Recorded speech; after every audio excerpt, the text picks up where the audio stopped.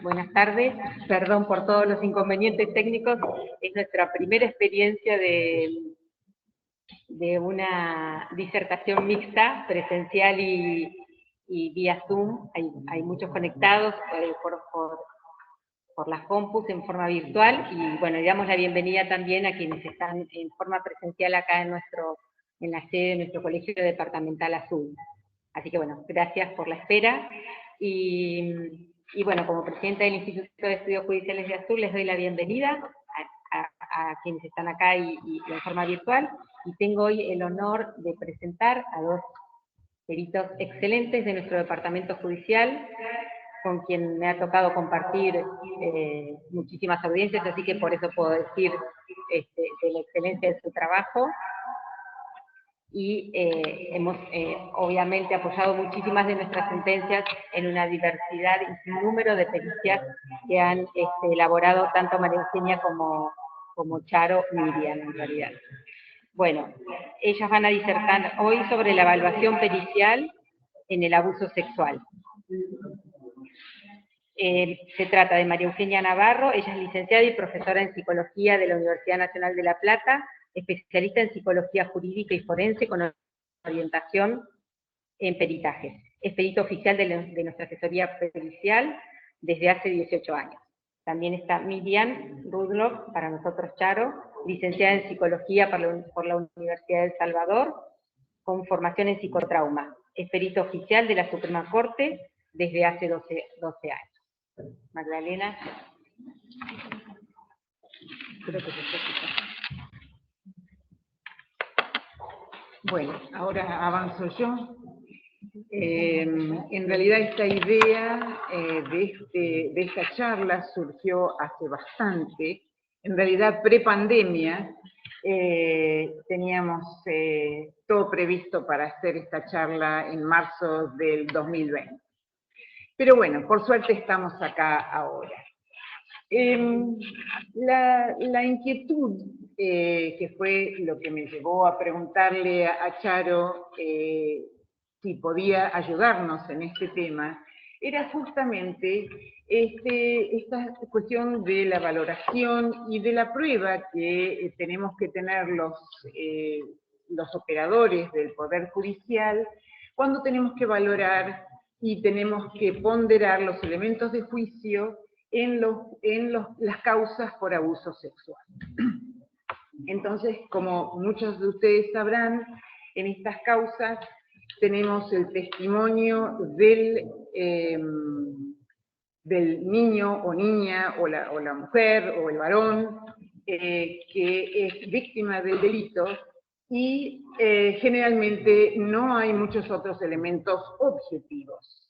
Por eso es tan importante la pericia psicológica que se le hace a la víctima, porque ello va a reforzar la credibilidad del testigo, y reforzando la credibilidad del testigo, claramente tenemos no solamente el testimonio, sino además la pericia psicológica, que nos va a permitir ese extra, ese plus, y después se va a poder ir construyendo toda la prueba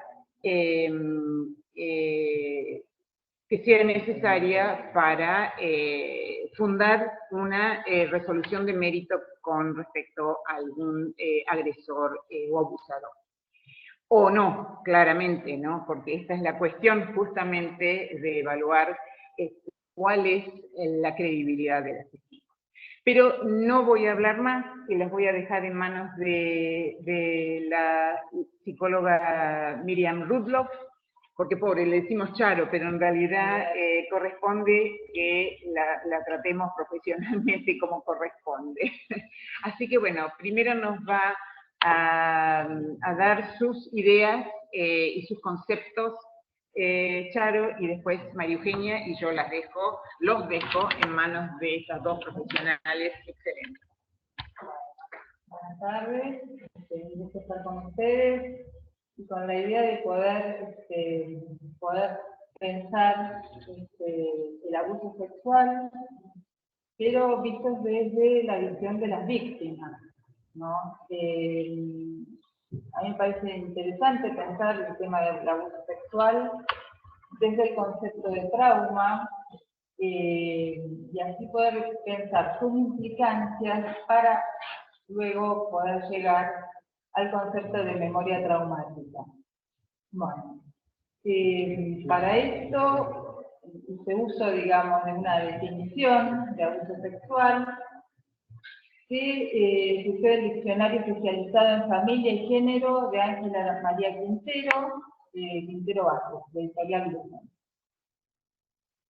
Se define abuso sexual como todo comportamiento que intenta estimular la sexualidad de cualquier persona, que puede ser niño o adulto.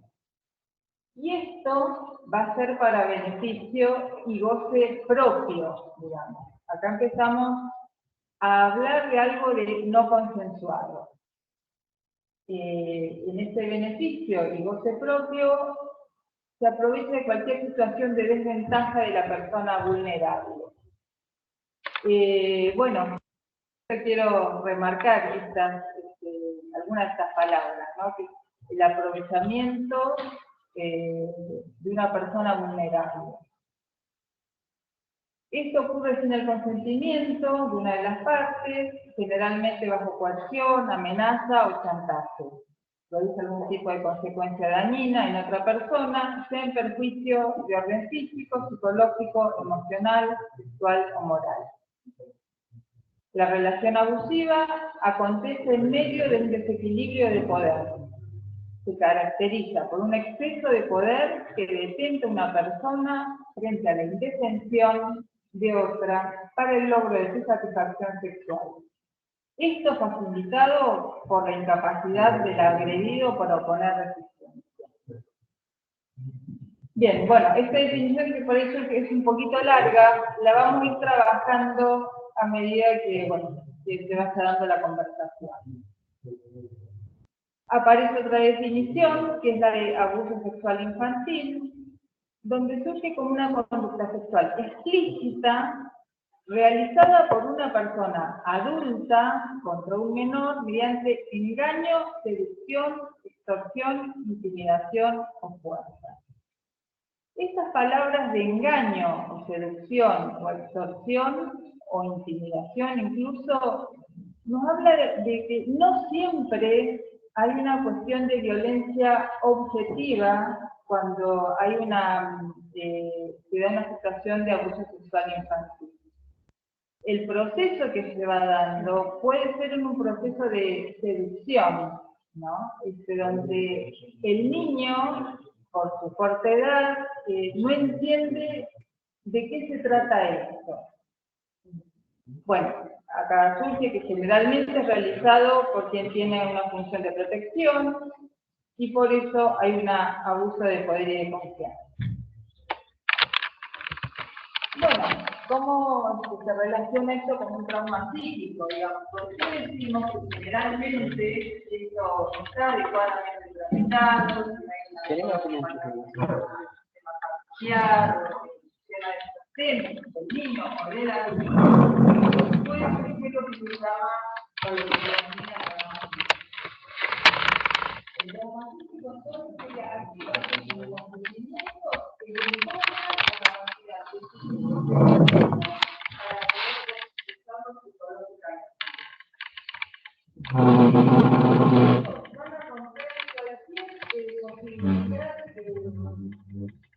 esta capacidad de pensamiento no va a permitir que el sujeto pueda usar sus métodos defensivos que normalmente se utilizan para hacer. Entonces, los acontecimientos traumáticos desarman los sistemas de protección. ¿Qué pasa con esto? La víctima se ve indefensa ante una fuerza abrumadora. No es posible resistirse en esa parte. Una de las cosas que genera trauma es la sensación de inescapabilidad. Esto es muy importante tenerlo en cuenta, porque la vivencia es de inescapabilidad, de no poder salir de ese contexto de esa situación.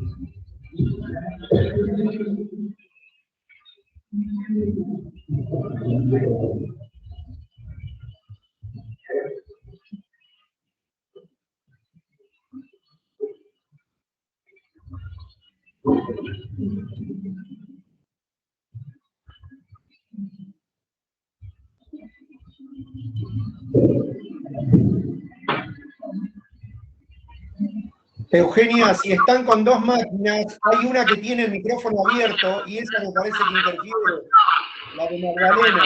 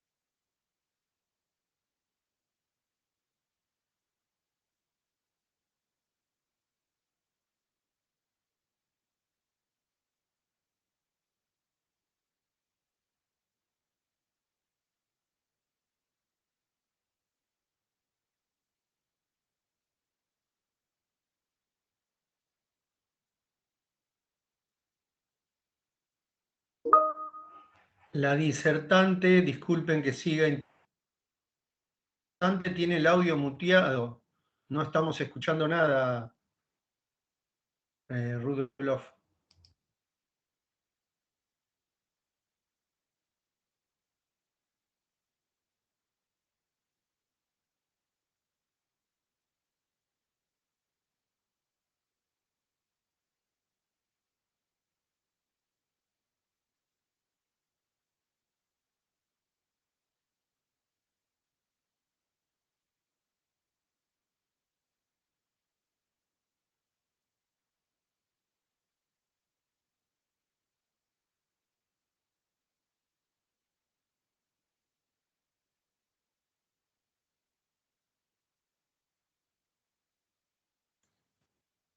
Disculpen, veo que están abiertos los dos micrófonos que figuran los usuarios como disertantes, pero no los estamos escuchando. ¿Quieren probar a abrir el de Magdalena?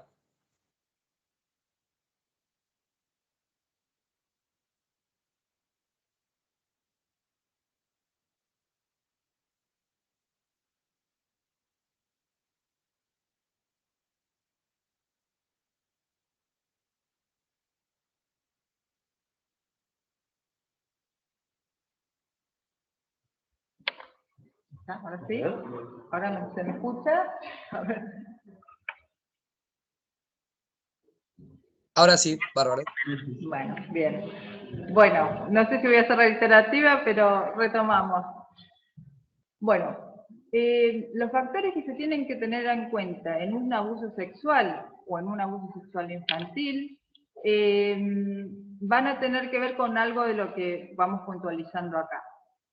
Una es la gravedad y características de los hechos. Dentro de esa situación evaluamos si es un hecho único o si es una situación crónica. Además vamos a tener que tener en cuenta la edad de la persona, no es lo mismo que esto suceda en un niño o que suceda en un adulto. Vamos a tener que tener en cuenta la modalidad de relación con el presunto agresor. Generalmente esto se da a nivel intrafamiliar o con alguna persona conocida, también puede ser con algún desconocido. Acá decimos que la primera línea de defensa del presunto abusador es mantener el secreto y el silencio. Esto, el secreto y el silencio, es lo que permite la cronicidad de los hechos, de la situación de abuso. Este es un recurso que generalmente utiliza el adulto para poder lograr continuar con la propia satisfacción. Acá recordemos que no hay una satisfacción o que no hay un consentimiento, digamos. Lo que hay es una asimetría de poder. Hay un adulto que influye sobre un niño o hay alguien, digamos, con mayor capacidad de manipulación, con utilización del nivel de extorsión, que influye sobre la víctima, que puede ser también otro adulto. Si fracasa el secreto, generalmente en los niños, el intento es de erosionar la credibilidad de las presuntas víctimas. Generalmente se entra como a descalificar a las personas. Es mentiroso, no, fabula, miente. Esto es lo que va a permitir que la persona o el presunto agresor pueda sostener la situación y se desculpabilice de la situación. Bueno, los acontecimientos traumáticos ponen en duda las relaciones humanas básicas. Eso es lo que tenemos que saber. Muchas veces en los puntos de pericia se suele preguntar si esto afecta a la psicosexualidad de la persona. Y en realidad, digamos, la afectación es mucho más amplia. Afecta la autoestima, las relaciones con los otros y la visión de futuro también es lo que se ve afectado. En el caso de los niños, según la edad, vamos a poder pensar en si va a haber una repercusión a través de síntomas o si va a generar una dificultad en el desarrollo o va a trastocar las características de personalidad de la persona afectada. En el caso del niño, no solamente va a producir síntomas, sino que también va a afectar las características de personalidad, la autoestima de este niño y la idea que él tenga acerca de las relaciones con los otros. Su grupo de sostén, o va a depender, digamos, de su grupo de sostén o de su grupo de apoyo, de los vínculos que él tenga, para poder pedir ayuda. Ahora, ¿qué pasa, digamos? Vamos a suponer, si hay un grupo de sostén, digamos, más o menos que para niños de confianza, una mamá que le puede llegar a creer. Pero otra de las dificultades que surge es que el agresor recurre a amenazas. Entre estas amenazas es, por ejemplo, la muerte de la madre, el hacerle algo a un hermano, además del riesgo de mandarlo, por ejemplo, a un hogar o a un lugar asistencial. Todas estas cuestiones van a hacer que el niño mantenga el secreto y el silencio a través del tiempo. Una de las preguntas que suele aparecer también es ¿por qué lo dijo después de tanto tiempo? Esto pasó entre los 5 y los 7 años, o los 5 y los 12, y recién lo dice a los 15. Bueno,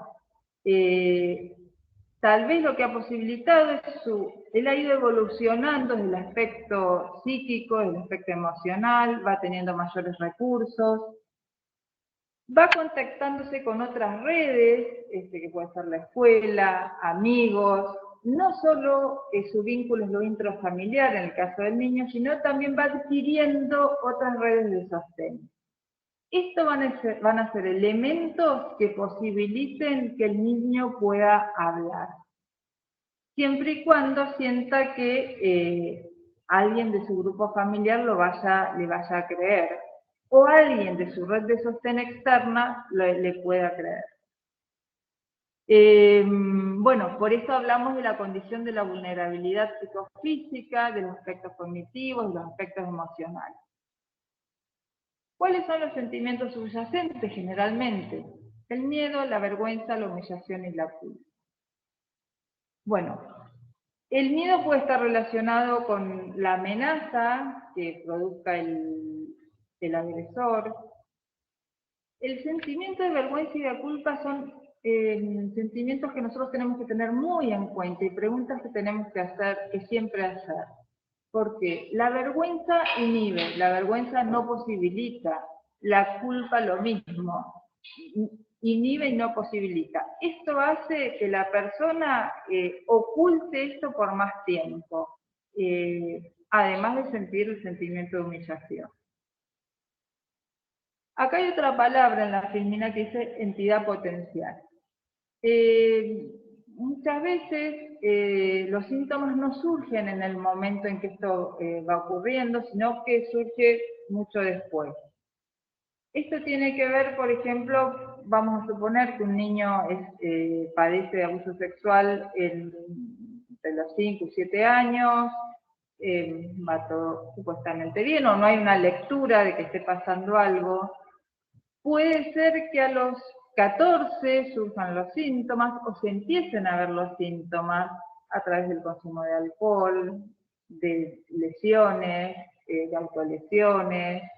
Y esto tiene que ver con que puede haber como una resignificación de estos hechos que fueron ocurriendo cuando el niño, digamos, una resignificación en una etapa de adolescente acerca de poder entender que esto no estaba bien, que esto que estaba ocurriendo no estaba bien. Bueno, ¿qué va produciendo esto? Hoy decíamos, ¿por qué se cuenta además tanto tiempo después? O si esto pasó hace tanto tiempo, ¿por qué una persona de 25 años dice o cuenta que su tío lo abusó siendo niña? Acá aparece el concepto de memoria traumática.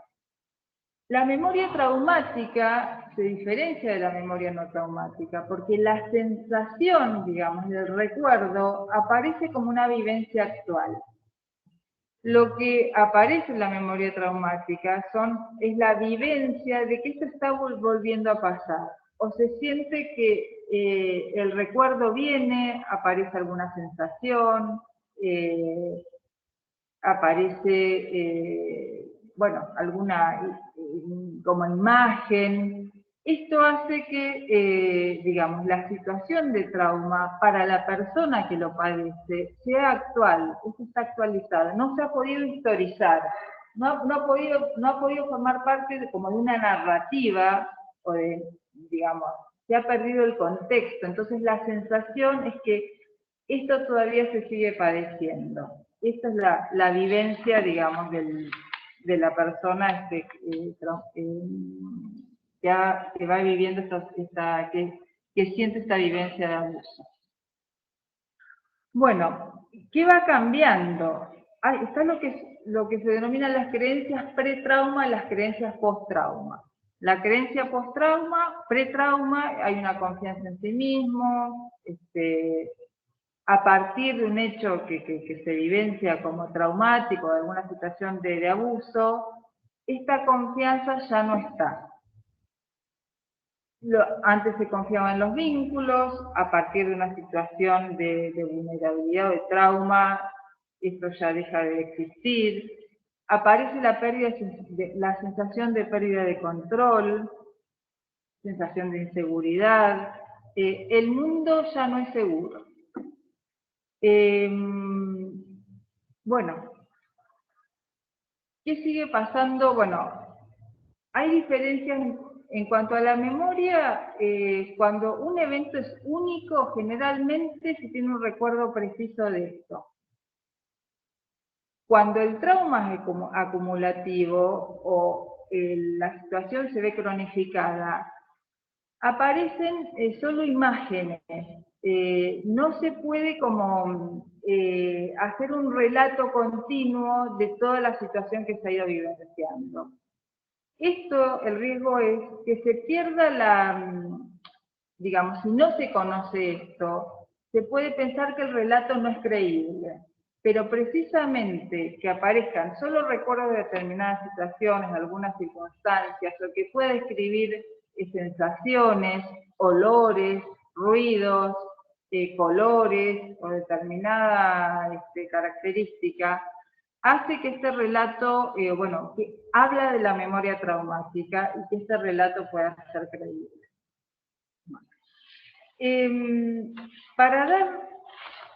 Para poder como ejemplificar alguna de estas cuestiones que fui comentando, me gustaría como poder leerles algunas redacciones, digamos, periciales, como para poder entender algo de esto. Un ejemplo que les voy a dar es el de una situación donde hay una revelación de una persona, pero que solo lo hace cuando descubre que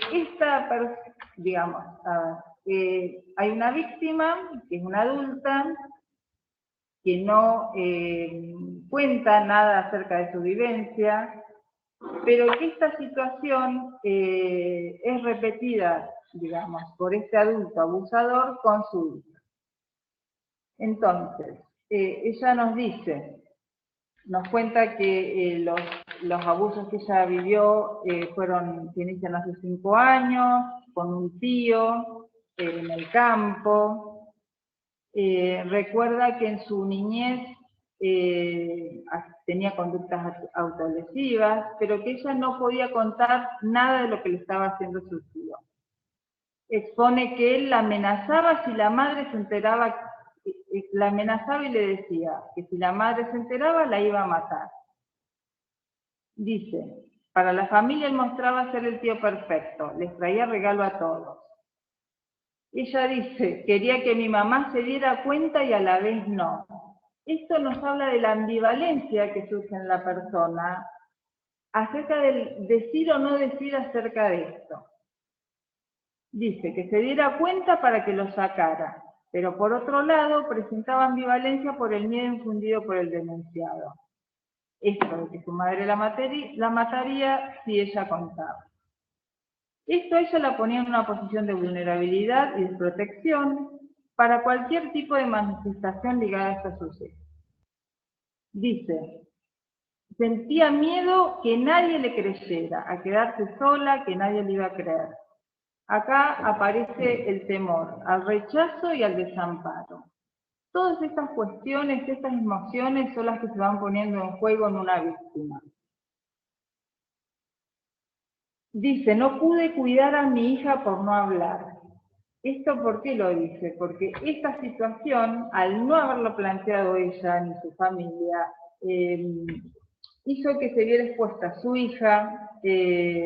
Bueno, a ver, les hago un poquito de relato. Ella queda embarazada, va a tener su hijo, un hermano de su primera hija, deja a la niña con su familia y mientras está en el sanatorio, su mamá la lleva con este tío a esta hija. Y después, bueno, cuando ella se entera, digamos, entra en desesperación, se quiere ir enseguida al sanatorio, y cuando tiene a su hija, digamos, en su casa, su hija le cuenta que también se repitió un tocamiento. En el caso de su hija fue un tocamiento, en ella había sido una situación, la vivencia de tocamientos hasta llegar a una penetración también en su adolescencia.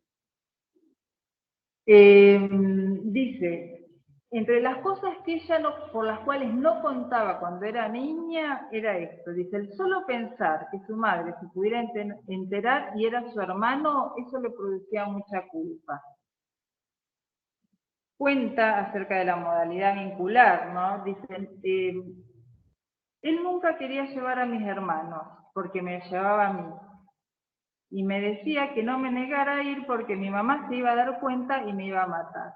Estos son ejemplos de las amenazas que surgen ante esta situación. Ella comenta que solo puede evitar la situación o su vivencia de abuso sexual con acceso carnal cuando es adolescente, poniendo esta distancia, pero nunca pudo revelar el secreto, excepto hasta esta situación con su hijo. Bueno, aparece como característica de memoria de tipo traumática, que esto es lo que recién les explicaba, dice, me acuerdo de una ventana de color verde. Dice, ese era el lugar donde en algún momento sucedían los hechos. O sea, sucedía toda la situación que ella luego denunció. Este es el claro recuerdo de ella. Bueno, reitera esto de su sensación de miedo, y bueno, de este miedo de que si aún no, y ella puede contar que aún sentía el miedo de que si él ya decía o hablaba algo, él la podía venir a matar. De hecho, cuando hace la denuncia, cuenta que tenía que estar encerrada en su casa, encerrada con llave, por miedo a que esta persona viniera y la matara. Bueno, esta muestra nuevamente cómo estos miedos, digamos, esta situación de niña, ese temor de niña, estaba aún presente, aún ella teniendo más de 30 años. El miedo que sufría era el miedo de sus 5, 6, 7 años, 10 años, era el miedo de sus 30 años. Bueno, no sé cómo voy con el tiempo para poder ir dando otros ejemplos. Sí, nos acercamos un poco con el inicio, pero bueno, porque va a ser sí, para...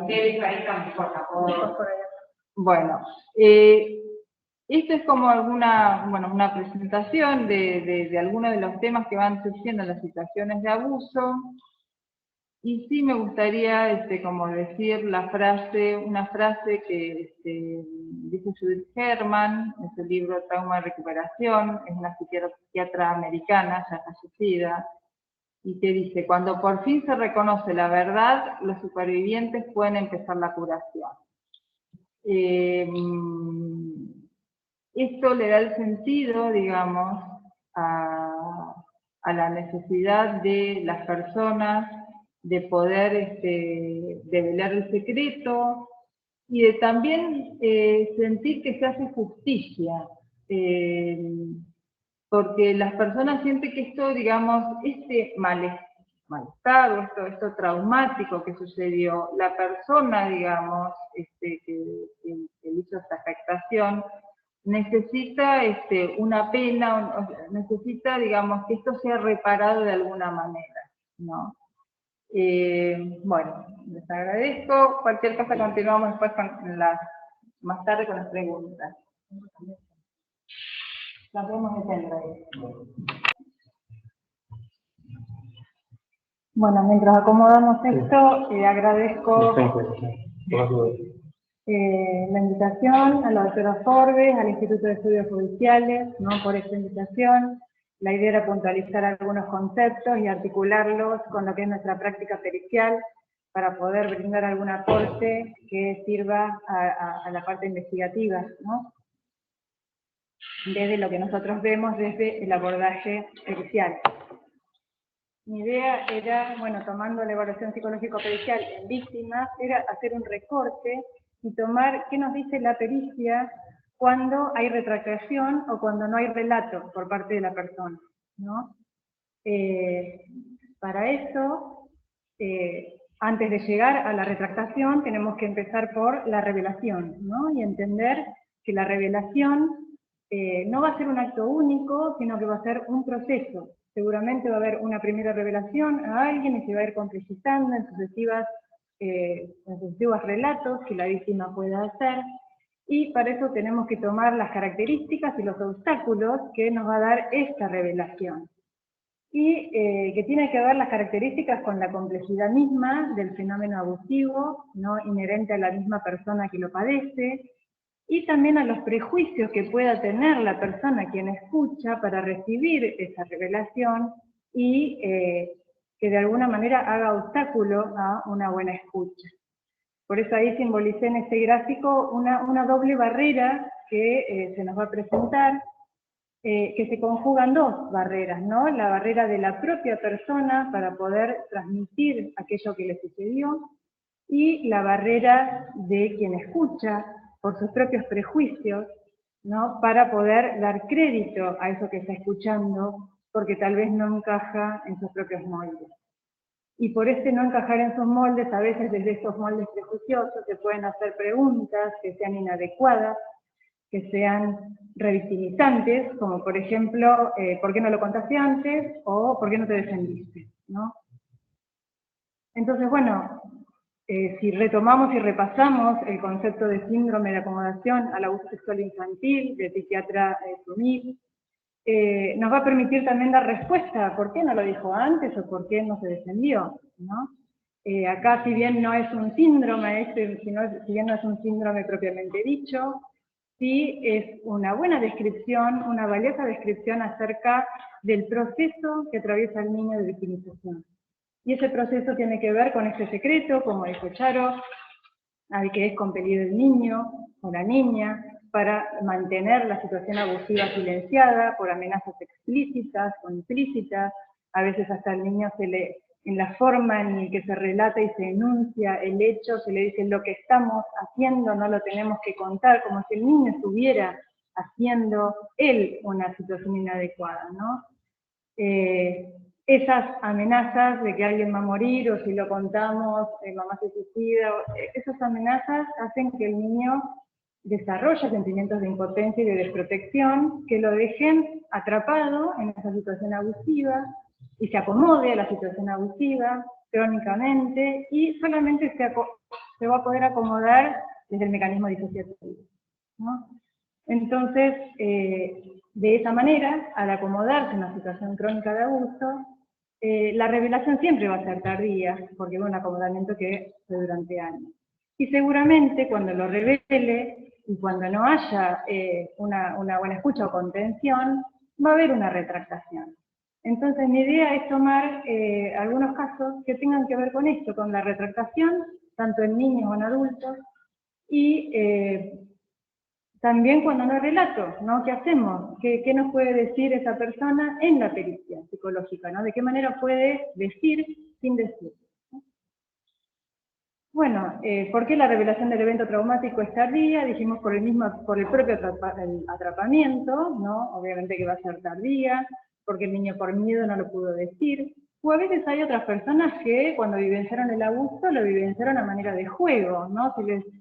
De alguna manera lo vivenciaron como un juego, no tenía una connotación sexual al momento de ser vivenciada, y tardíamente, o con el acceso a la pubertad y a la adolescencia, se le da un nuevo significado, se resignifica ese hecho a posteriori, se le da connotación sexual, y es ahí donde se lo puede decir, porque recién ahí es como que se entiende que eso tenía connotación sexual. Otra cosa que vemos normalmente en las pericias es que lo revelan cuando suponen que va a haber la inminencia de nuevos hechos, suponen la posibilidad de que eso se vuelva a repetir. Se da, muchas veces lo vemos en las adolescentes cuando la hermanita más chica cumple la edad que ellas tenían cuando empezaron a ser abusadas. Entonces ahí revelan para proteger a la hermana, aunque por ahí no tenían pensado eso, pero ahí se da como ese clic. Por otro lado, bueno, porque aparece como poco convincente a quien lo escucha, por eso mismo de que no es un acto único, porque se da en etapas, entonces, bueno, van agregando más cosas, y el que lo escucha, solemos escuchar que dicen, bueno, ¿por qué no lo contó todo de una vez? ¿No? ¿Por qué no lo dijo todo de una vez? Por otro lado, es un entramado, ¿no? Lo que se cuenta no es un hecho fáctico, es un entramado de vivencias, de significaciones subjetivas, de mecanismos de defensa. Por eso cuando un niño cuenta algo, cuenta ese entramado y a veces se confronta ese entramado con el hecho fáctico, ¿no? Por ejemplo, un niño dice, cuando me tocaba, eso duraba 1 hora.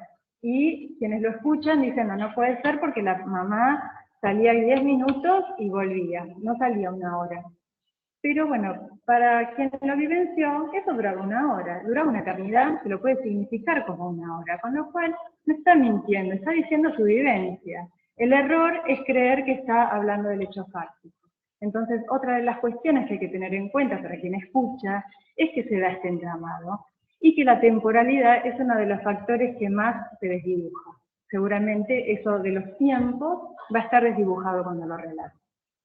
Por otro lado, la ambivalencia afectiva también es otra de las cuestiones que le suena poco convincente a quien lo escucha, y hemos visto en algunos juicios que algún abogado ha presentado como una prueba de la inverosimilitud del hecho, por ejemplo, una carta que la niña diga papá te amo, como si eso echara por tierra, ¿no? Digamos, el relato de la situación abusiva, porque bueno, la ambivalencia está, sí, lo ama, y también le teme, ¿no? Entonces, bueno, las formas de revelación también a veces aparecen como poco convincentes, porque es muy común, por ejemplo, que aparezcan luego de una crisis, sobre todo en la adolescencia. Muchas veces las adolescentes nos dicen, yo no tenía pensado decirlo, pero me dijo tantas cosas que no podía salir, que era esto, que era lo otro, insultos y demás, que yo es como que lo vomité. Le dije, vos me decís eso, que me venís abusando durante años. Todos se quedan perplejos y la defensa que aparece de parte del ofensor es, bueno, esto es una venganza, porque como no la dejé salir, ahora sale con esto. Pero como habíamos dicho, como no es un acto único y es un proceso, ese título que dijo en ese momento como una forma impulsiva, después lo va completando con un sucesivo relato. A veces la revelación no aparece como un acto impulsivo, sino que aparece como en el marco de un proceso introspectivo, ¿no? Acá yo puse, bueno, como una revelación subjetivante, porque la persona necesita ubicarse en otro lugar subjetivo. Necesita eso que fue vivenciado de una forma con total impotencia, necesita cobrar esa potencia de la posibilidad de ir y denunciar. Necesita sentir que algo puede hacer con eso, que la ley puede recaer sobre ese ofensor y que eso la ubica en un lugar diferente. Nosotras tuvimos un caso de unas chicas ya mayores de edad, vinieron a hacer la denuncia, o sea, denunciaron siendo mayores de edad, pero los hechos les habían ocurrido siendo chiquitas, 4 y 6 años. Vinieron a los 20 y 22 años a hacer la pericia, y cuando llegan las pericias de parte, propuestas por el imputado, dijeron esto, ahora se les ocurre denunciar, ¿qué pruebas tienen? Como desconociendo, ¿no?, justamente estas características.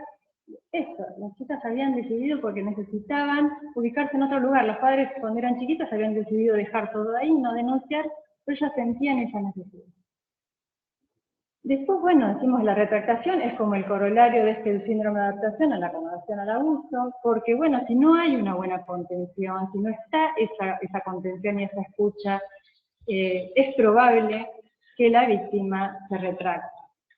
si se cumple la profecía del ofensor, que la familia no le crea, que la madre no le crea, que la persona sea detenida y todos la culpen por eso, que se queden sin el sustento económico, muchas veces que sea internada en un hogar, y seguramente va a venir la retractación.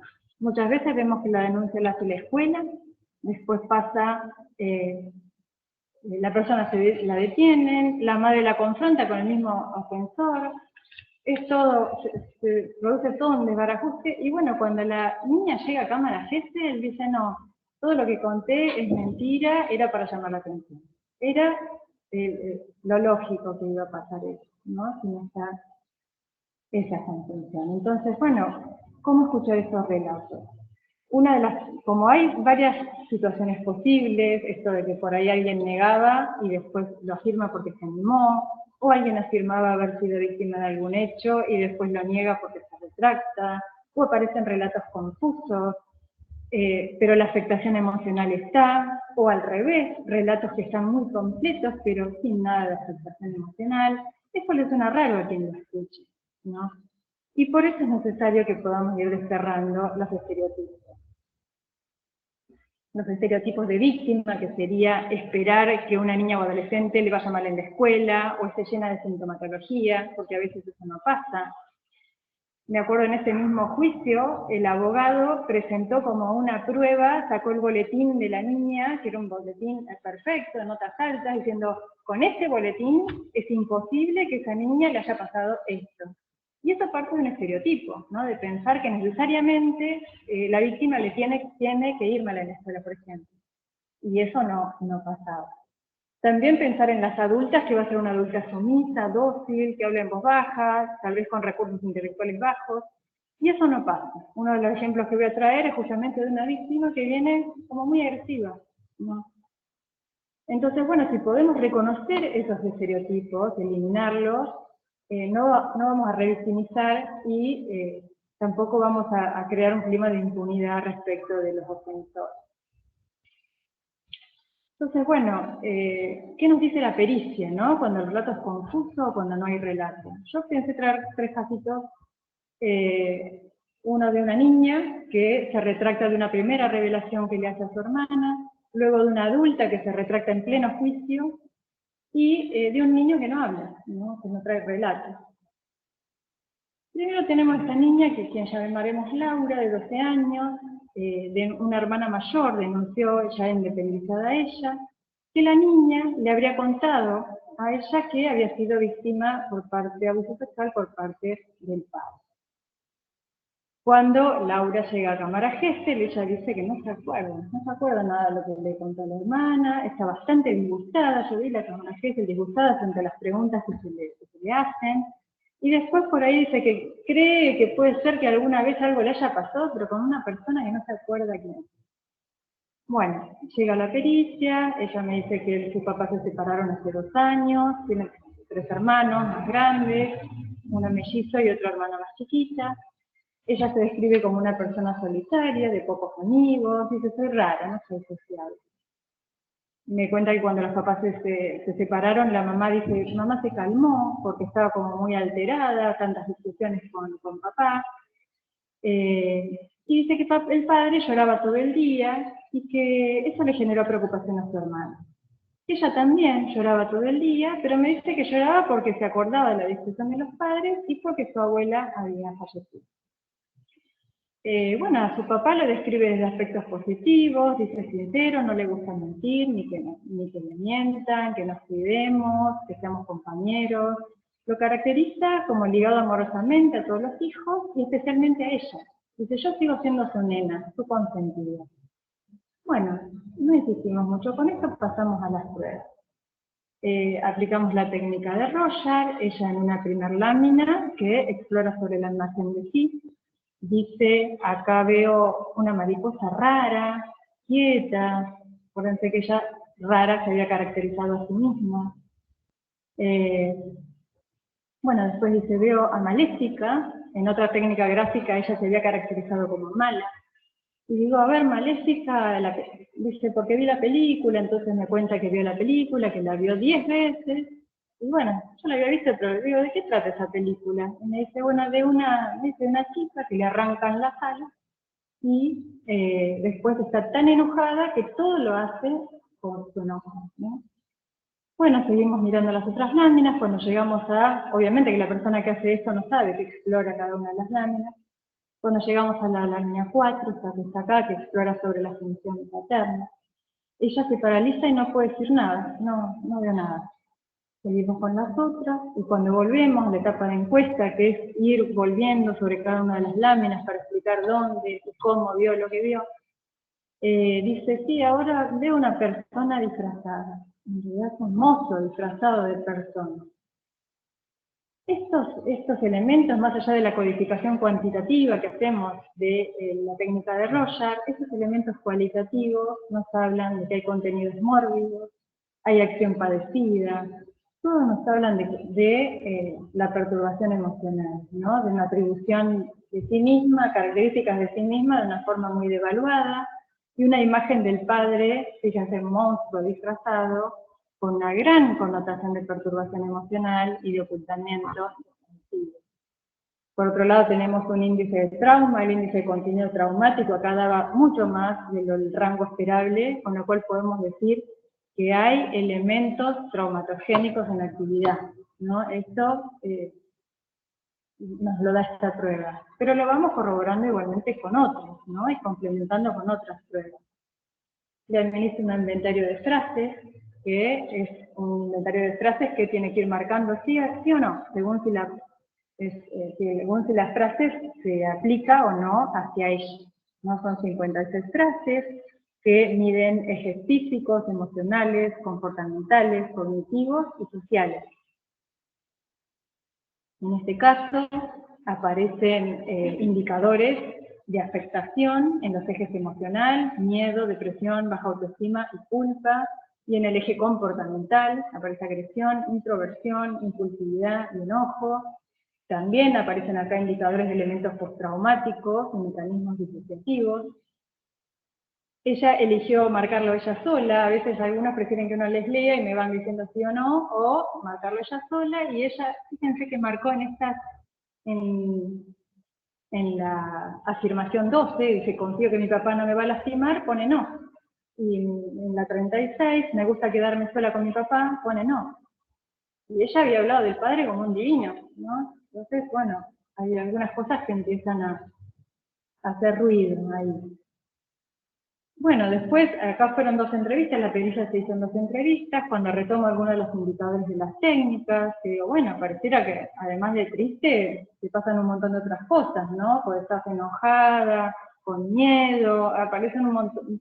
Nombro algunas de los otros indicadores que le pertenecen a ella, sin nombrar, sin meterme en el tema del padre disfrazado. Ella sola va relajando y dice, bueno, lo que le conté a mi hermana es verdad. O sea, nunca había contado que le contó a su hermano, no lo había dicho en cámara jefe. Y ahí me cuenta con lujo de detalle que cuando tenía 10 años de edad, que cuando la madre se va de la casa, ella ocupa ese lugar, la madre la ubica en la cama matrimonial y empieza a ser violada sistemáticamente. De ahí, a los 10 años la violó por primera vez, lo cuenta todo. Y bueno, obviamente se angustia, relata que esa situación se repetía día por medio aproximadamente, a cualquier hora del día, y que desde el principio el padre la amenazaba. Me decía que no cuente porque si contaba me iba a cagar a palos y me iba a terminar matando. Igual en otro momento ella me dice, igual yo papá lo amo. Igual si me hace eso, le pego con una olla en la cabeza. Entonces estaban esas 2 cosas, ¿no? Esto que decía, lo divino, y esto. Así que bueno, no hubo relato en la cámara Gesell, pero sí lo hubo en la pericia.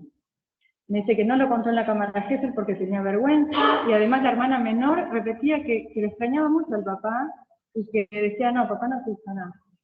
Entonces, bueno, por lo que había dicho en cámara Gesell, me preguntan si tenía tendencia a la fabulación. No, bueno, escribo, no posee tendencia a la fabulación. La versión alternativa que ella vierte en cámara Gesell, que alude a que a una persona que no recuerda, tiene un claro sentido de proteger al padre por la ambivalencia emocional que padece. Del relato de la niña surgen elementos que permiten inferir una situación de acomodación a la victimización sexual reiterada por parte del progenitor. Aparece en ella la ambivalencia afectiva, sentimientos de enojo, amor, culpa por la detención del padre, que no puede organizar ni tramitar psíquicamente. Tenía un alto nivel de elementos traumatogénicos y de hecho después ella me muestra cómo se había empezado a cortar las muñecas, ¿no? Que nadie había visto.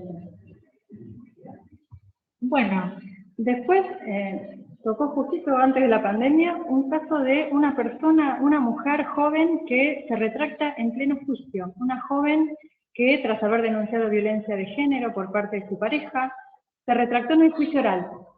Entonces, bueno, interrumpen el juicio para hacer una pericia. Ya había un montón de denuncias y demás, y bueno, ahí en el juicio dijo que no, que había inventado todo, que todas las denuncias que había hecho a su pareja eran falsas. Entonces, bueno, viene a la pericia, o sea, bastante enojada, en una actitud como bastante prepotente, que quería que esto sea rápido, y bueno, esto no va a poder ser rápido. Vamos a tardar lo que necesitemos, si no fue hoy, seguimos mañana. Bueno, me quedo hoy, pero estaba como ofuscada, evitativa, ¿no? Dice, bueno, esto es todo mentira, yo agrandé todo porque le tengo celos a los hijos de él, que él tenía hijos con otra pareja. Yo digo, yo hacía una cosita así, yo hacía una cosa re grande. Y digo, bueno, empecé a contarme, a ver una de esas cositas chiquitas que vos agrandabas. No sé, no me acuerdo, ya conté todo en el juicio, totalmente evitativa. Dice, vos me preguntás para perjudicarlo, ¿no? No volvería a estar con él, pero no por miedo. Nada es real. Inventaba todo. Tengo mucha imaginación. Incluso había hasta moretones en las denuncias y demás, y cuando pregunto eso no, pero me vivía cayendo, ¿no sabés? Tuvimos problemas como toda pareja. Me dice, bueno, ¿cuál es el problema? A ver, contame alguno de estos. No me acuerdo, se me tiene repodrida todo eso. Era imposible abordar algo, era, bueno, también la negación, ¿no? Me decía Torranta, no me decía Torranta. O por ahí me contaba que, no sé, estaba con el celular escribiéndole un mensaje al papá de sus nenes más grandes. Me dice, me enganchó. Y digo, ¿por qué decís enganchó? Ay, no, vos me preguntás para perjudicarlo. ¿No? Bueno, entonces vamos a las pruebas, porque meternos con esto era volver a esa reticencia. Y bueno, a esto se dispone. En el cuestionario desiderativo, que es una prueba verbal, donde se le pregunta, bueno, explora sobre la representación internalizada de sí y de los vínculos que establece. Bueno, ¿qué te gustaría hacer si no pudieras ser una persona? ¿No? Sería un perro, dice, porque son fieles, leales, no hablan, que es lo más importante, quisiera no contar. Si no pudiera ser ni persona ni animal, ¿qué elegiría ser? Un árbol, no hablan. Y si no pudiera ser ni persona, ni animal, ni vegetal, sería un portarretrato, porque tendría algo que haga bien. Y después en las catexias negativas, es decir, qué es aquello de lo que se defiende, qué es lo que no le gustaría hacer, y no sería un revólver porque lastiman, no sería un gato porque son retraicioneros, no sería un cardo porque lo tocas y te pintas. Entonces, bueno, ¿qué más? ¿No? En el informe puedo decir eso, que la examinada muestra características de vulnerabilidad, por más que ella se muestre con esa fachada, ¿no? Tan esa fachada segura y agresiva, surgen indicadores de dependencia y de impulsividad. Se defiende mediante la puesta de distancia y ocultamiento, a fin de no quedar ubicada en su representación del vínculo, en un lugar compadecido por el otro. Ella me decía, yo no quiero que me tengan lástima. Entonces, con una actitud marcadamente evasiva y temerosa, referida por ella misma, de que algo se revele de lo que no dice, idealiza no hablar y no traicionar en sus elecciones desideratativas, principios que determinan lo que elige decir y lo que oculta, apelando a una supuesta falta de recuerdo. En sus relatos, desplegados en la presente evaluación, se sirve de la negación, de la generalización, para eludir la particularidad de su situación, y la supuesta falta de recuerdo con sustento vacuo, por lo que no resultan fiables. Bueno, el juicio se realizó y la persona se lo condenó. Y ahora se confirmó esa condena. Bueno, después el último caso es de un niño donde no hay relatos, ¿no? La situación fue Julián, de 11 años de edad, que se presenta a la entrevista acompañada por su mamá, quien denunció conductas de abuso sexual por parte de su esposo hacia 2 hijos, Julián y María, de 11 y 10 años. En realidad fue que la mamá encontró en el calzoncillo del nene sangre, le preguntó si sabe qué le pasó, y él dice, no sé. A partir de eso, la nena de 10 años le dice que, bueno, eso fue papá, que lo lastimó con la uña cuando estaba jugando, y la nena ahí le relata unos juegos a modo de cosquillas que hizo con los dos, en los que hubo tocamiento, y la nena es mucho más explícita y sí habla de los tocamientos. Entonces ahí, la familia está ahí, estaban todos juntos, clase social media alta, es ahí donde la madre hace la denuncia y se va con sus 4 nenes a la casa de sus padres. Ahí, bueno, viene Julián, o sea, teníamos un relato de la hermana, pero de Julián, nada. Viene a la pericia, él me dice que, bueno, es el mayor de 4 hermanos, le sigue María de 10 años y 2 hermanitos más de 7 y 5 años. De su familia me cuenta que la mamá es peluquera y su papá trabaja en el campo propio. Julián impresiona como un nene introvertido, algo inhibido por la situación de entrevista, pero relata sus situaciones de la vida cotidiana naturalmente, buen desempeño en la escuela, las actividades extraescolares, amigos. Él no puede denunciar ningún cambio, le pregunto, bueno, como para jugar, todo bien, brinda una descripción positiva de todos los integrantes de la familia. Lo único que puede situar es el hecho de la mudanza que hubo a la casa de los abuelos a raíz de esa separación, pero de la denuncia no. Bueno, uso de nuevo el mismo cuestionario desiderativo, ¿no? ¿Qué te gustaría hacer si no pudieras ser una persona? Un pájaro. Me gusta andar arriba, saltar, volar. Después sería un árbol no, porque te talan. Una planta tampoco, te cortan, un lápiz te mueven. No sería tan lindo. No puede seguir pensando algún símbolo positivo, no puede fantasear, donde los nenes la fantasía, eso siempre pueden. Acá es como que él se traba, no puede seguir fantaseando acerca de lo que le gustaría, queda como lo defensivo en primer lugar, solo puede defenderse. Y después sí puede decir lo que no le gustaría ser, porque obviamente sigue defendiéndose. Uno que sufre no sería una vaca, me dice, tanto tiro, las hacen chorizo, pobrecita. Un árbol, te cortan mucho, yo no sé cómo está lo del corte, ¿no? Te cortan mucho, te talan para la leña, para hoja. Una hoja te abrochan con la abrochadora, te queman. Bueno, le pido que dibuje esa familia. El padre talando un árbol. Él con su hermanita, fíjense el peso que llevan sobre sus hombros, ¿no? Continúa después, bueno, en otra, este lo hace en 2 hojas, ahí sigue la mamá también con un peso sobre ella y la cama. Después en otro gráfico, bueno, ahí había hecho una familia inventada. Esta familia es inventada, bueno, bárbaro. Muy parecida a la de él, le hizo la inventada, ¿no? Tenía la madre, un nene de 10 años, 2 hermanitos y un padre. Acá agrandé al padre. Miren, ¿qué hizo en vez de manos? Parece un garfio. Estaba todo el tiempo con lo del corte, ¿no? Le toma el rayar también, ¿qué hacen se aplica para chicos? En la primera lámina me dice, bueno, la cara de un zorro, con orejas cortadas. Todo lo que tenga que ver con algo que le pasó a esa persona es la acción padecida, digamos, que no es esperable en alguien que no le haya pasado algo, la acción padecida. Con orejas cortadas, el corte, ¿no?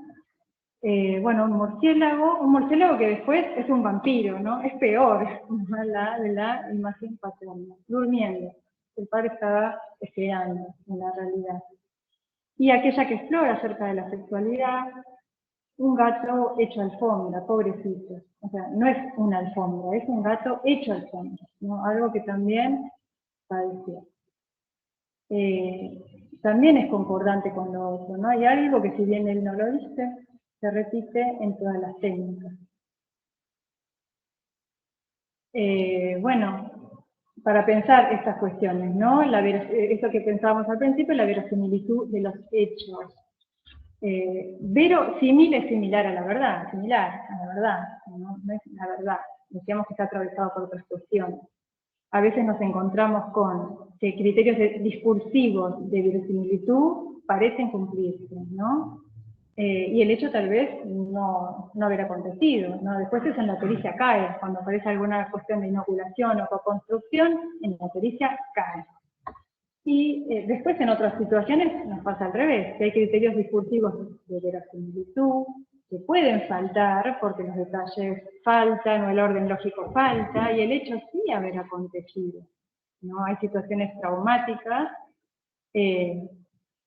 que acontecieron y se pueden relatar de forma no verosímil, con inclusión de fantasías o desplazamientos. Me acuerdo un nene que relató que había sido víctima de una violación y relata todo el lugar que había sido limpiado con un trapo rojo, bueno, hicieron el allanamiento, encontraron el trapo, todo lo que él había dicho, pero él dice que la situación terminaba porque venía el gato y el perro volando y entonces lo salvaban a él y se lo llevaban.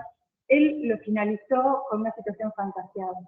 Pero esa fantasía que agregó en su relato no le quita verosimilitud a aquello otro que él sí había podido contar y que de hecho también fue corroborado en el allanamiento, ¿no?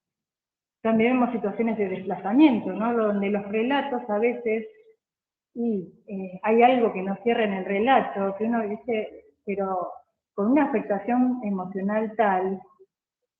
Me acuerdo de una nena que viene de 14 años también, con un relato que no cerraba, como muy contradictorio, iba y venía, pensaba que había algo que no estaba incómoda, que en el relato había algo que no cerraba y que no se cumplían los criterios de verosimilitud. Pero tenía tanta afectación emocional, que yo digo, bueno, y es lo que informé, hay una afectación emocional significativa, más allá, que habla de que hay algo que esa nena sintió. Ella señalaba a un exnovio como autor de una violación hacia ella, pero era todo muy contradictorio. Y después me cuentan de la fiscalía que la nena estaba embarazada y cuando hacen un ADN era el papá, ¿no? Entonces, en realidad, sí, estaba muy afectada. Pero lo que ella contaba no era, pero casi que sí, había un desplazamiento, ¿no? Entonces, bueno, hay un enunciado. En el primer relato hay un enunciado, la primera versión de lo acontecido, que se va complejizando, se va completando o descompletando en el proceso pericial, se puede ir agregando o sacando. En tanto, esto se trata de otro espacio, en el que la persona se expresa desde aspectos conscientes e inconscientes, desde lo discursivo y desde la producción en técnica.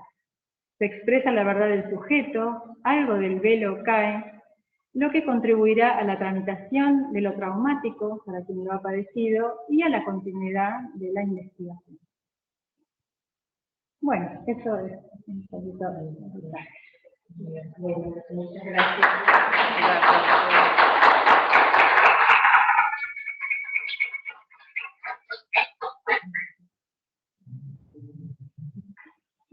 Escuchamos si hay preguntas en el chat, ¿no? Me parece, si no ya cerramos el Zoom y seguimos con... Bárbaro, vale.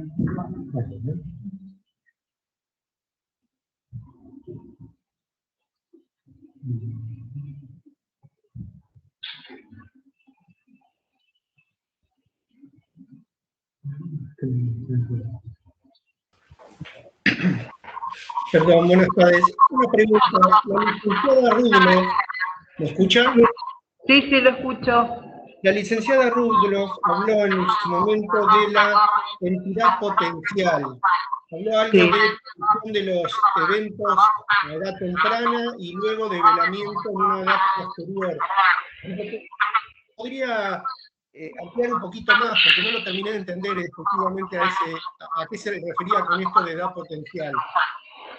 Sí, bueno. Reiterar la pregunta para que podamos entender. A ver, creo que me consulta a ver a qué me refería con entidad potencial.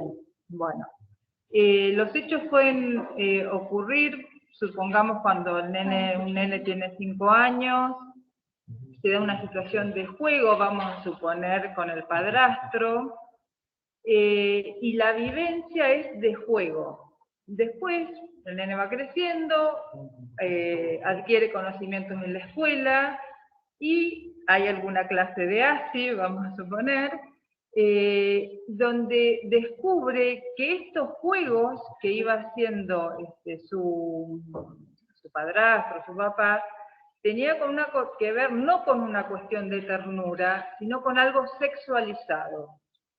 Este descubrimiento y esta connotación, que no era un juego ligado a la ternura, como es esperable a un vínculo de apego, como es un papá o un padrastro, y el descubrimiento de que es algo sexualizado y que no tiene que ver con lo que corresponde, es la entidad, lo que uno, digamos, es la repercusión posterior que se va, o sea, algo que no era traumático se va a transformar en traumático. Este descubrimiento de que no era un juego inocente, sino que era todo un juego sexualizado, es lo que se llama la entidad potencial, que se descubre a partir del desarrollo, del desarrollo evolutivo, emocional, y de lo cognitivo, de que quien era niño y pasó a ser adolescente, por ejemplo, digamos, o ha ido creciendo, descubre que bueno, estas vivencias se transforman en traumáticas.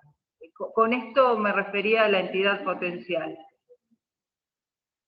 ¿Queda contestado? Sí, sí, muchas gracias. Bien.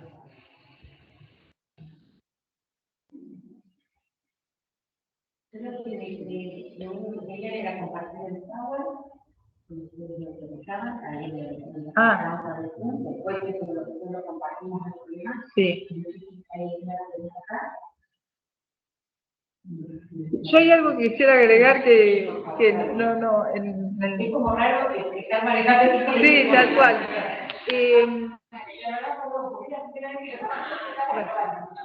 Hoy la licenciada hablaba, Eugenia, de lo que se espera de las víctimas. Generalmente se espera una víctima angustiada. Lo que pasa es que a veces las personas, como manera de defenderse de esta situación que se padece, se produce un fenómeno que se llama de disociación. ¿Y esto qué permite, digamos? Primero, que le permite a la persona ir sobreviviendo. Es el mecanismo defensivo, el mecanismo de adaptación para esa situación. Entonces, ¿qué vamos a ver? Una persona con características de embotamiento emocional. Esto tiene que ver con lo que muchas veces nosotros decimos disociación. O sea, recurre a la disociación a manera de defensa. Esta es la posibilidad de la víctima de cuidarse y de seguir sobreviviendo hasta que, bueno, puede develar. Que puede ser que a partir de ahí sí surja la angustia, pero antes no podía, porque era su manera de poder sobrevivir a esta situación. Bueno, eso es una de las cuestiones, y otra cuestión que creo que me faltó decir es que nosotros tenemos elementos de vulnerabilidad o de resiliencia, factores de riesgo y factores de protección. Entonces, los factores de vulnerabilidad puede ser, por ejemplo, la edad, si alguien es muy chico es una situación de vulnerabilidad, o alguien con alguna capacidad, alguna discapacidad intelectual es un factor de vulnerabilidad. Factor de riesgo, una familia que no sostenga, y si hay chicos que tienen elementos resilientes, donde pese a todo lo que viven, tienen una potencialidad, tienen como una energía interna que pueden ir sobrellevando las situaciones, pero además tienen factores de protección, que si no es la familia, bueno, puede ser la familia, puede ser la escuela, puede ser un amigo, una tía, un padrino. Estos son los factores de protección que posibilitan, bueno, como ir sobrellevando, o que lo traumático pueda contextualizarse, no se sigan padeciendo síntomas, y entre dentro de la narrativa de la persona, digamos. La posibilidad de contextualizar posibilita. ¿Qué quiero decir con esto? Cuando uno, supongamos que hubo un padecimiento entre los 7 y los 10 años, y a los 20 sigue de la misma manera, sigue funcionando como un niño y no utiliza recursos de adulto, es porque esto no se ha podido contextualizar. Su manera de defenderse es al estilo de esa situación de vulnerabilidad que vivió, de trauma, y no puede poder tomar los elementos y los recursos que puede tener a los 20 años. Bueno, esto es lo que me parecía que faltaba decir. Chicas, entonces estaríamos Sí. para cerrar acá con la gente. Permiso, ¿eh? Sí.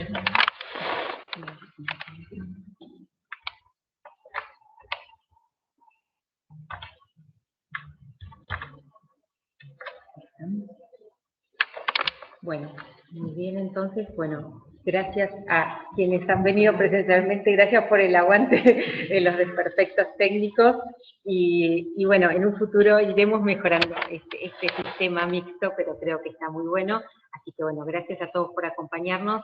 Danilo, muchísimas gracias por la asistencia técnica desde allá, y bueno, nos vemos en el próximo encuentro. Muchas gracias a todos.